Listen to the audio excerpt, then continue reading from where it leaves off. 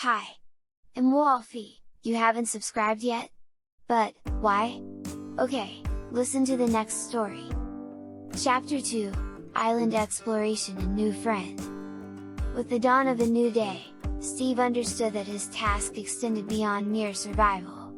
He had to find a way to connect with the outside world, do everything possible to be found and rescued. Using wooden logs, he laid out a massive SOS message in the sand, visible from a distance and from the air. He hoped that someone would see his signal and come to his aid. Next, he decided to explore the island. If people had been here, traces of their stay should have remained. The exploration was challenging. The island was covered with dense forests, impassable undergrowth, and rocky hills. But Steve did not retreat, he knew it was necessary. One day he stumbled upon a strange sign carved into the trunk of a tree. It was a primitive drawing that resembled a human face.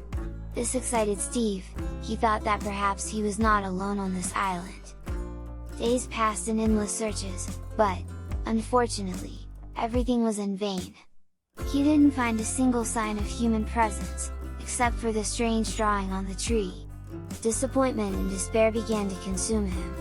Steve started to wonder, was he really alone on this island? Could he be lost in the eternal world of Minecraft? Despite the despair, Steve did not lose hope. He understood that if he gave up, he would never be able to return home. Instead of succumbing to despair, he used it as a stimulus to work.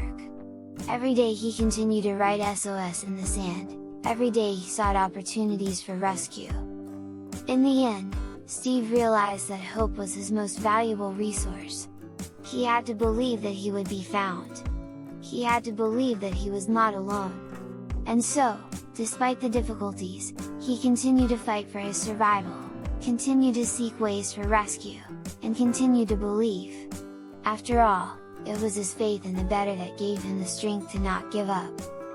One morning, Steve woke up to an unusual sound. The sound came from outside, resembling a quiet, warlike growl. For a moment, Steve thought it was his imagination, but the sound continued to repeat. With some caution, he took his wooden pickaxe in his hands and slowly opened the door of his shelter. He surveyed the surroundings but noticed nothing unusual. However, the sound persisted, and Steve decided to search for its source. After some time wandering around the island, the unusual behavior of a flock of sheep caught his attention. They seemed distressed and were looking in one direction. Following their gaze, Steve saw a wolf. The creature looked at him with curiosity rather than aggression. Steve knew that in Minecraft, wolves can be tamed if you feed them bones. He remembered he had a few bones from the skeletons he had to defeat. Slowly, so as not to scare the wolf, Steve took out a bone and offered it to the wolf. The wolf approached, sniffed the bone, and then took it. After that, it looked at Steve with a recognizable look of loyalty. The wolf was tamed. Since then, the wolf became Steve's loyal companion. It helped him in hunting, defended him from hostile mobs, and was a faithful friend in solitude. The presence of the wolf brought some variety into Steve's solitary life on the island and gave him new hope. He named it Rex. Now, Steve knew that he was not alone. He had a friend who helped him overcome difficulties and fight for survival. And that was the most important thing. One day, while Steve and Rex were exploring the island in search of food, Steve noticed something strange on the sand at the shore. It was a footprint, similar to a human foot. Steve was shocked. He was sure that the island was uninhabited. Seeing the footprint, Steve felt mixed feelings. On the one hand, he was excited that there could be someone else on the island. On the other hand, it filled him with fear. He did not know if it was a friendly inhabitant or not.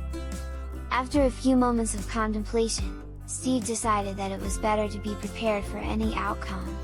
He decided to build a fence around his home.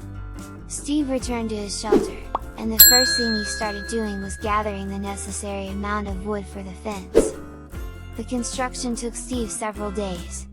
He worked non-stop until the sun set over the horizon, while Rex, in the meantime, guarded the territory.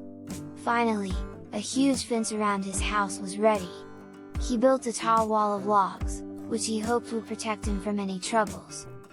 Now, when the fence was built, Steve felt a bit more at ease.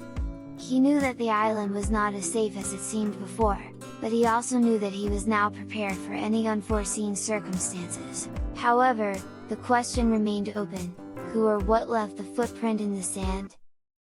For more stories, subscribe to my channel. Subscribed? You are the best!